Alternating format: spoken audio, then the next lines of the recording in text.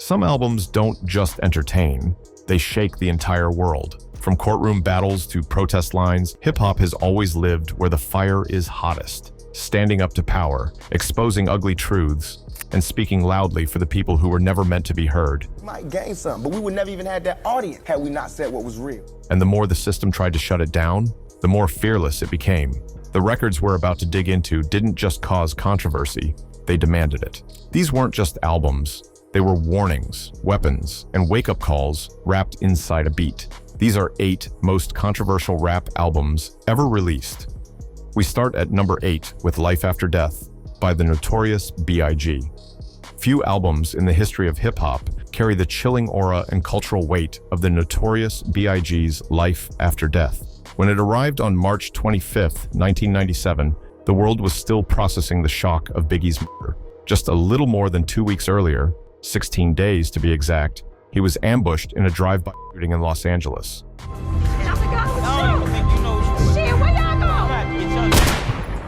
A crime that remains officially unsolved. That tragic timing turned the album into something far more ominous than anyone expected.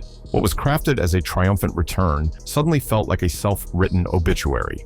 The album's cover only intensified that eerie perception. Shot by renowned photographer Michael Levine, the image placed Biggie in the middle of Cypress Hills Cemetery in Brooklyn. Draped in a long black coat and wearing a classic bowler hat, he leans against a waiting hearse, surrounded by headstones that stretch endlessly into the frame. It looked like Biggie wasn't just posing, he was presiding over the afterlife, a grim messenger who somehow saw the end coming long before it arrived. Interestingly, this unforgettable scene nearly never happened. The project was originally slated for release in 1996, but Puff Daddy, determined that every detail matched the grand vision he had for Bad Boy Records, pushed the date back. He rejected multiple potential cemetery locations for being too ordinary. Puffy wanted a shot that delivered scale, drama, and symbolism, and he got it. On the day of the photo shoot, Biggie was still recovering from a serious car accident in New Jersey, which left his leg in a cast. He moved slowly, relying on a cane for support. Yet, despite the pain, his aura dominated the set. He barely needed direction. Every angle, every shadow, every still frame captured a man who seemed larger than mortality itself. When Life After Death finally hit shelves, it wasn't received simply as a new album. It was a cultural event. The record debuted at number 1 on the Billboard charts, selling 700,000 copies in its first week. Tracks like Hypnotize, Mo Money Mo Problems, and Sky's the Limit exploded across radio and music television. Diddy even mentioned in an interview that the album was released when Biggie was at his greatest.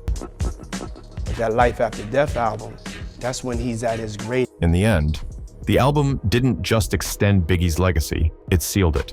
Life After Death turned the notorious B.I.G. into hip-hop's eternal voice, a king who spoke from the streets, warned of the dangers ahead, and became even louder after the world lost him forever. Coming in at number 7 is All Eyes on Me by Tupac. The same crime element that white people are scared of, black people are scared of. When All Eyes on Me dropped in February 1996, hip-hop shifted forever.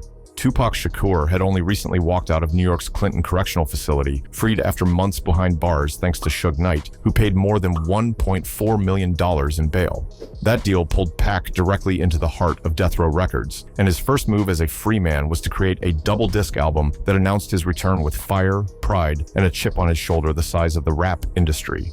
From the first beat of Ambitions as a Raida, the tone was unmistakable. This was Tupac reborn, louder and more determined than ever. Over the course of 27 tracks, he moved like a man with something to prove and nothing left to fear. He celebrated the luxuries finally within reach, embraced the people he rode for, and pointed verbal crosshairs at those he believed betrayed him, especially the notorious B.I.G. and Bad Boy Records. Songs like California Love made him a global superstar, while deeper cuts like Only God Can Judge Me exposed the paranoia and pain underneath his bravado. But that raw honesty came at a cost. Critics and media watchdogs attacked the album for its aggressive tone, graphic depictions of violence, and unapologetic treatment of women. They argued that Pac's music was no longer revolutionary, it was reckless. Yet fans, particularly those who lived in the same environments Tupac rapped about, saw authenticity. They heard a man speaking the language of survival, finally free to tell his truth without filters, rules, or apologies. Then came September 14, 1996, the night Tupac Shakur was shot in Las Vegas. He died 6 days later. Suddenly, the celebration that defined the album felt tragic, almost prophetic. Every lyric about death, loyalty, and destiny took on a heavier meaning. Today, All Eyes on Me is remembered not just as a commercial triumph, but as Tupac's final declaration. A bold soundtrack to the last chapter of his life, lived fast, watched closely, and ended far too soon. Public Enemy takes the 6th spot. When Public Enemy released It Takes a Nation of Millions to Hold Us Back, in 1988, hip-hop experienced a seismic shift. The album didn't simply add to the culture, it redefined what rap could be. This was music engineered for confrontation and consciousness, crafted to wake listeners up rather than make them dance. At the center of the storm was Chuck D, whose commanding voice carried the urgency of a breaking news broadcast. Every bar delivered hard truths about racism, policing, and the lived reality of blacks. America. Balancing that intensity was Flavor Flav, the hype man whose wild energy and humor made the message accessible without diluting its power. Behind them, the Bomb Squad layered chaotic sirens, funk loops, scratches, and sampled media clips into a sonic weapon that felt overwhelming by design, a reflection of the non-stop pressure of living under oppression. Songs like Don't Believe the Hype and Fight the Power didn't hint at injustice.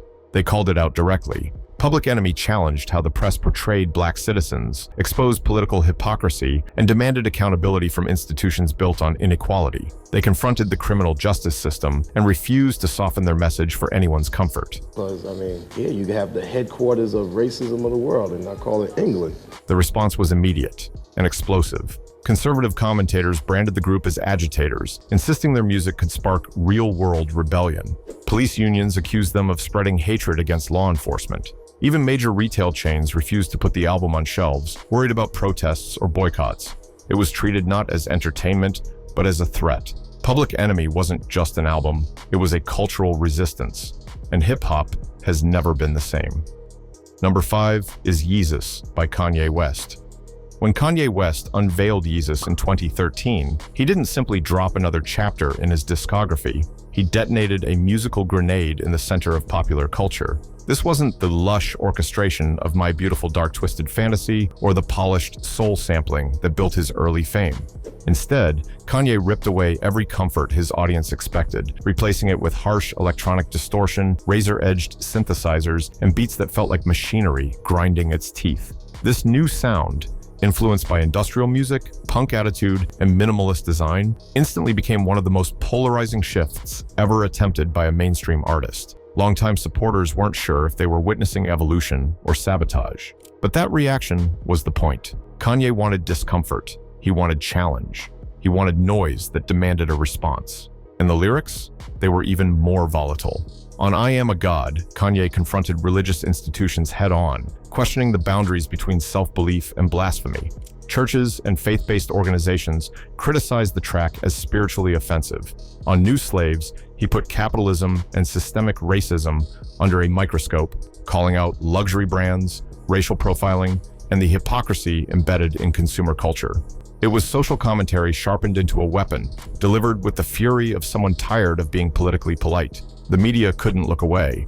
Rolling Stone praised the project as a groundbreaking push into the future of music, a bold rejection of radio-friendly safety. Other critics dismissed it as noise, a chaotic meltdown from an artist drunk on ego. That division only amplified the conversation, turning every review into a cultural debate on what art should dare to be. Even the album's unveiling was an act of rebellion. Instead of traditional promotion, Kanye projected the New Slaves video on building walls across major cities without warning. He ambushed late-night television with raw, unpolished performances. No glossy marketing, no compromise. It felt like a revolution aimed directly at the commercialization of art. Whether audiences saw Kanye as a visionary tearing down boundaries or a provocateur spiraling into arrogance, Yeezus forced the world to talk. It proved that in an industry obsessed with streams, trends, and likability, controversy could still reshape the landscape.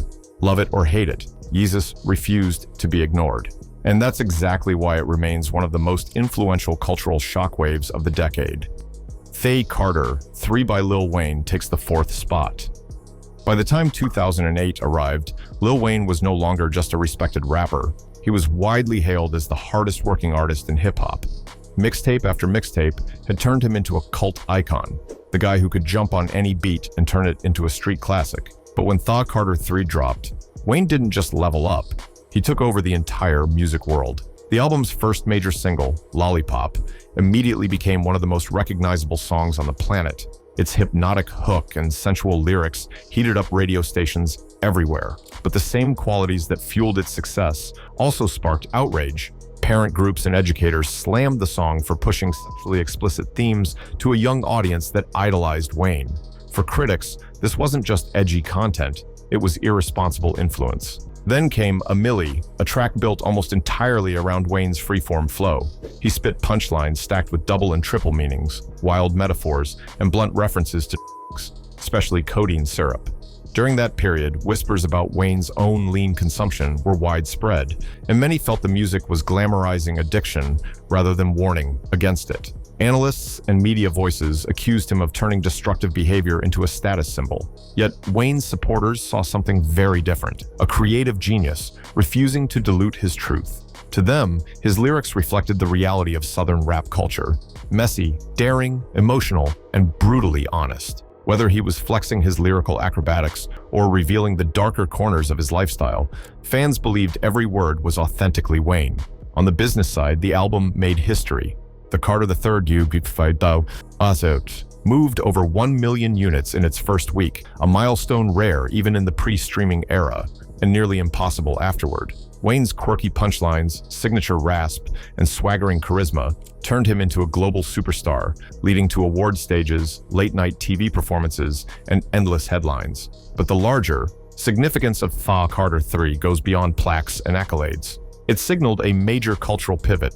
Mainstream rap was no longer just hinting at the party lifestyle. It was declaring it loudly. Hedonism, altered states, and reckless confidence were no longer underground themes. They were center stage, broadcast worldwide.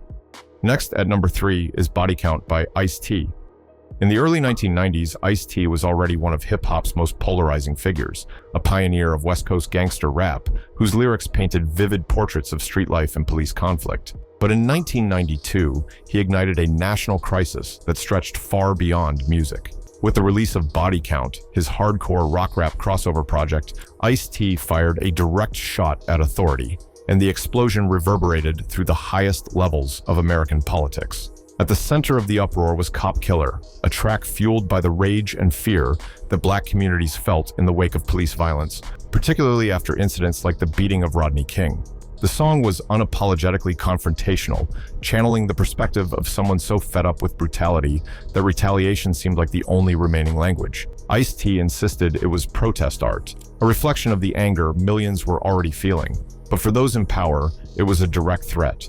Police unions across the country mobilized against him, leading marches, boycotts, and aggressive campaigns demanding the album be banned. They argued that Cop Killer encouraged violence against officers and undermined public trust. The controversy didn't stay local. It landed in the Oval Office. President George H.W. Bush condemned the song as shocking and dangerous. Vice President Dan Quayle accused Ice-T of eroding the foundations of law and order. Suddenly, a music track became a headline story broadcast on every major news channel. Radio hosts debated it nonstop. Critics painted Ice-T as a villain. He received death threats, and the band faced intense scrutiny at every performance. The pressure mounted until Ice-T agreed to remove Cop Killer from later editions of the album, a move he later clarified was meant to protect his record label and bandmates, not silence his message. Yet despite its removal, the cultural damage and the cultural victory were already done.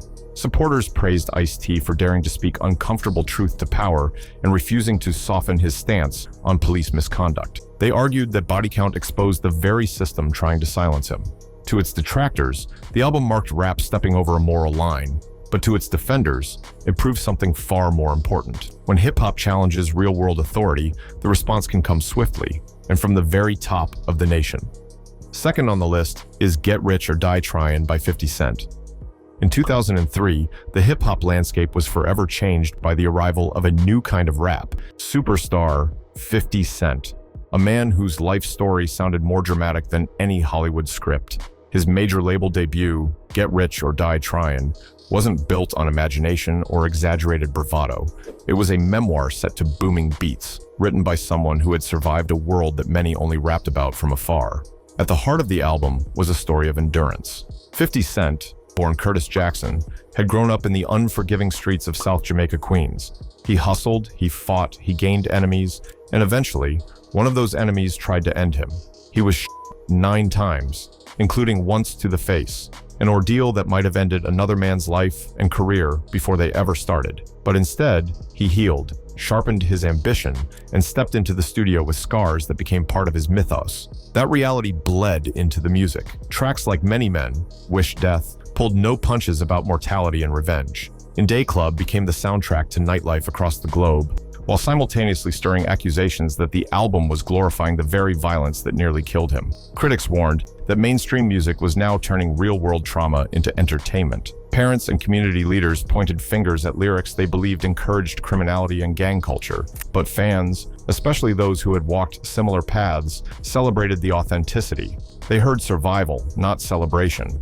They heard lessons forged in struggle, not a commercial guide to danger. 50 Cent wasn't pretending, he was reporting. The machine behind him amplified that narrative. With Eminem and Dr. Dre shaping the production and strategy, the album rollout felt like an unstoppable force. Marketing highlighted 50's bullet wounds and resilience, making him hip-hop's ultimate underdog turned titan. That formula worked better than anyone expected. Get Rich or Die Tryin' went on to sell over 12 million copies globally, instantly cementing 50 Cent as one of the biggest names in rap. The success brought money, fame, and respect, but also a raging cultural debate. Was the industry exploiting real pain, or was it finally giving voice to those whose struggles had been ignored? At the top of the list is Straight Outta Compton by NWA. When Straight Outta Compton exploded into the world in 1988, it didn't arrive quietly.